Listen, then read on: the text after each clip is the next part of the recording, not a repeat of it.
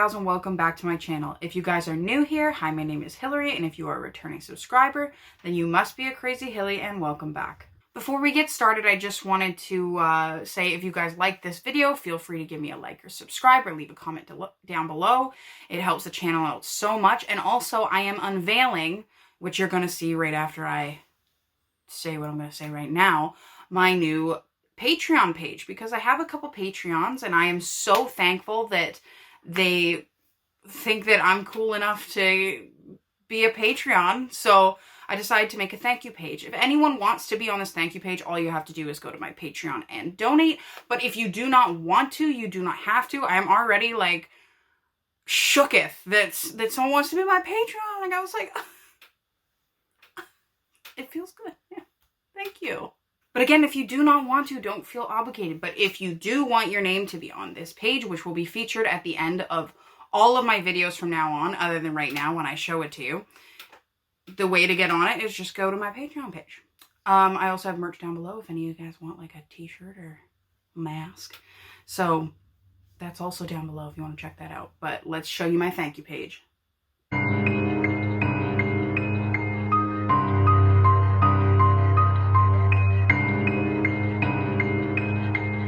Tonight we are going to be covering the unsolved case of the Delphi murders. And this case really upsets me. I've been going through it for time now and it bugs me a lot. And I feel like the only way to get it out there is to continue sharing it so that it can be solved, because it is a very recent case. It happened in 2017. So I feel like there is a good chance that this one can get solved, unlike some of the other cases that are like, say, the JonBenet case that happened years and years ago. This one only happened 3 years ago. So I'm going to get into that right about now. On February 14th, 2017, the bodies of Abigail Williams and Liberty German were found near the Monon High Bridge. And these two girls were 13 years old and 14 years old. They're kids. They're kids. The Monon High Bridge is this decommissioned railroad track that goes through this park. It's kind of a footpath kind of looking park. And it's a huge decommissioned but historical train track that's kind of in the middle. It's good for wedding photos. A lot of people go there to take pictures and stuff like that. So that is where the girls were headed and found around.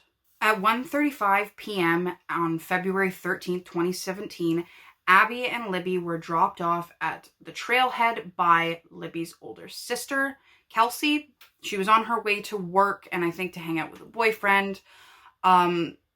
This was a PA day.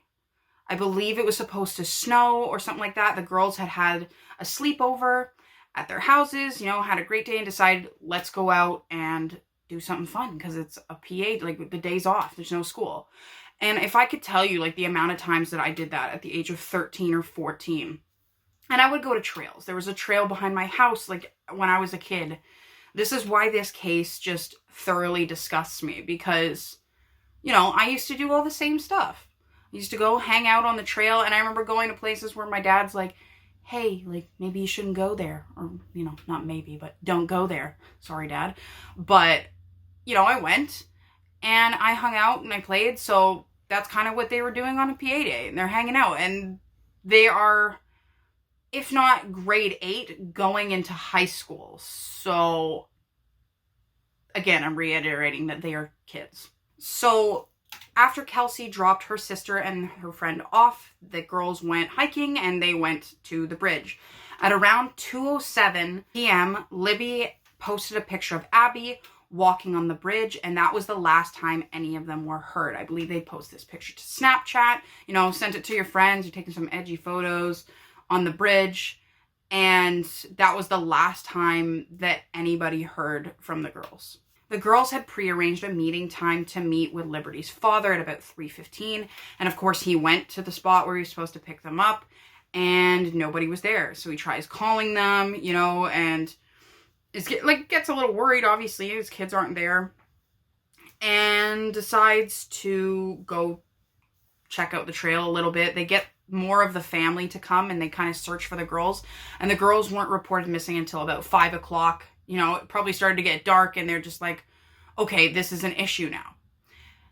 Everybody thought at the time that the girls had gotten lost. They lost track of time. Maybe they lost their phones. Like, nobody was thinking at all that this was a murder or homicide. As it started to get dark, the search was kind of called off. I've heard kind of different reports saying that there were people searching through the night, but I'm not really sure how accurate that is. But the bigger search kind of resumed in the morning for the girls. And, you know, Kelsey, the older sister, had granola bars and stuff in their backpack because they just thought that they were missing. They spent a night outside. But unfortunately, that wasn't the case. And the girls were found about 0.5 miles away from the bridge. And it was immediately clear to the police that this was not an accident. Somebody hurt these girls. There's a video out there that actually Liberty took. She must have got some heebie-jeebies from this random dude walking across the high bridge, being a all-out creep, and took a video. And I'm gonna put it in just right here when I'm done, if I can find the video.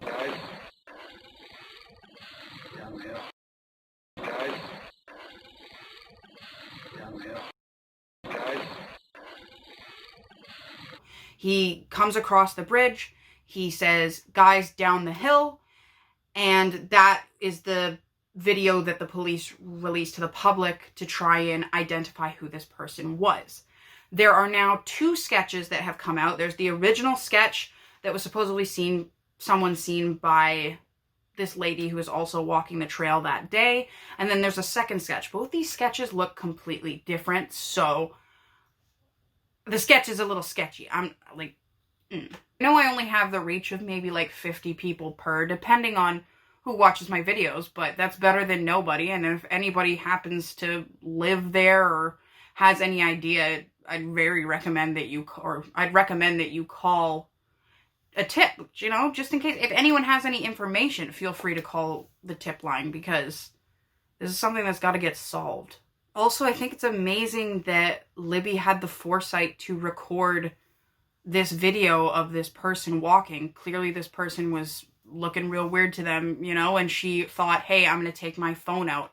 A lot of people don't think that way. I know, I've been in some sketchy situations and I haven't really thought, I'm going to take my phone out and film. So it's a crazy time that we live in, that, we have this technology.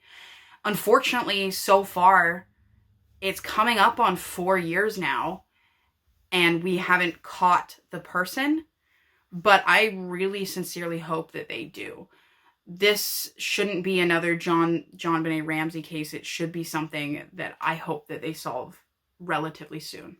There was other information also found on Liberty's phone, but the cops are not releasing that info because they don't want to tamper with the case. There's a lot of weirdos out there, and I've said this before, that come out and they're like, oh, I did it. I killed him. And they confess to something that they didn't do, so they don't want to say how these girls were murdered. They still, to this day, have not stated what exactly happened to these kids. So it's a good thing and it's a bad thing. I almost wish that I could see everything that was on her phone, because maybe we'd be a little farther along than we are. Who knows? There are 4 persons of interest so far that the police have let us know. I'm going to name them all, show you guys pictures, and read kind of a quick synopsis of why they think it was them. The first one was a guy named Paul Etter, and on July 23rd, 2019, after receiving a tip, the authorities announced that Paul was to be considered a person of interest. He was wanted for kidnapping and hurting a woman. When I say hurting, it starts with R. On June 22nd, 5 days later, he was surrounded by police, and after a standoff, he died by suicide. The next guy's name is Daniel J. Nations. He is a registered sex offender from Indiana, and he was running around a park threatening people with a hatchet. He was people thought it was him, but later on, he was cleared as not a person of interest after. So it's not him, but I also want to say that all these guys, most of them anyway, look suspiciously like the first photograph. It's amazing how many people can actually look like a sketch of a person. The next guy's name is Thomas Bruce, and he was formerly a pastor. He sexually assaulted 2 people. He is currently in prison. He is also known to wear a similar cap and kind of has a similar jacket to the guy that was in the photos. But as I can see right now, he may receive the death penalty for some of his crimes that he had done. And the last guy on the list is named Charles Eldridge. Charles Eldridge was arrested on January 8th, 2019 on charges of child molestation. They alerted the FBI, and I believe he is also in jail. And I don't feel bad saying it. All these guys are hella creepy. All of you have done something wrong, so I don't really feel bad when I'm saying you guys are persons of interest and you could have done something, because clearly you all could have done something when you all are registered sex offenders. Like, you're not good people. There's been some of them that have come out and they're like, I really didn't do this, I really didn't do that. Regardless, all of y'all should be in jail. Every single one of you, because you've hurt people. And as for the person who did do this, you are a coward. You're a coward. These were 2 young kids. And clearly this person must feel like they're the strongest person in the world. They need that control to be able to say that they did this. But, like, you hurt a kid. You're the grossest, slimiest thing to crawl on this earth. And I hope that people pity you for the rest of your life. If you are not found soon, like, I genuinely hope that people just look down on you, because I can't say how wrong it is to hurt kids. And the one, like, there's some good things that are coming, you know, they're going to be having a memorial place for Abby and Libby, and they have these lights that they set up all the time just to let people know that this case is still unsolved. But even though that they're doing some nice things for these people, like these girls, their lives shouldn't have been cut short at 13 and 14. 13 and 14 is too young to have something go out because some creepo loser decided to come and just decide to hurt somebody for no reason. I genuinely hope this person is caught. I hope that every injustice that this person did to those children happens to them, and they genuinely deserve it. You can tell me, you guys can see how upset I am. I'm already starting to stutter because I'm getting the hands right now, because it's just something that shouldn't have happened. If anyone has any tips on this, like, again, feel free to contact the tip line. I'll see if I can find it and put it down in the description just in case. But yeah, I hope this gets out there, and I hope it is solved, because it has a lot of evidence. Unlike a lot of the other ones that we've seen that hasn't had any evidence that we can go off of, this has video and audio and probably some other stuff that we haven't seen. So I want to thank you guys for watching this one. I know it's probably frustrating, but I hope to see you guys next week. And if you like this content, feel free to give me a like or subscribe or leave a comment down below. It actually helps my channel out so much. We are starting to grow, guys, and just need that little push. So if you see it and you like it, feel free to give it a like.